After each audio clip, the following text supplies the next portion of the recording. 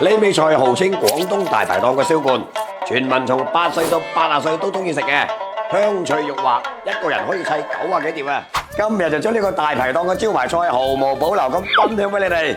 啱啱買翻嚟嘅排骨，用絕神入爆刀工將佢斬成6至7公分左右。經過我60幾年嘅測試，呢個長度至適合用2隻手擔住食。跟住落嚟呢個關鍵啦，想要個排骨夠鬆化，呢個係重點。有冇人知係乜嘢？評論區話我知。加上水浸佢半個鐘，冇牙瓜婆都食到嗒嗒聲啊！趁呢個時間嚟調個靈魂料汁，具體跟2就睇屏幕啦喎。記得下載保存啦。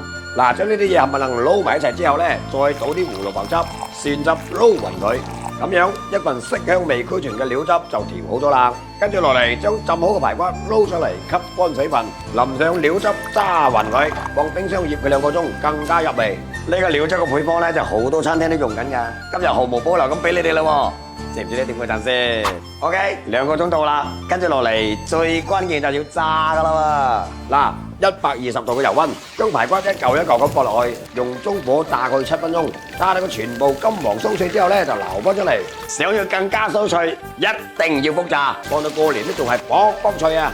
好啦，夠鐘出鑊，趁熱食一嚿，哇！外酥裏嫩，南乳味充斥住蒜香味，酥脆焦香，真係冇得等啦！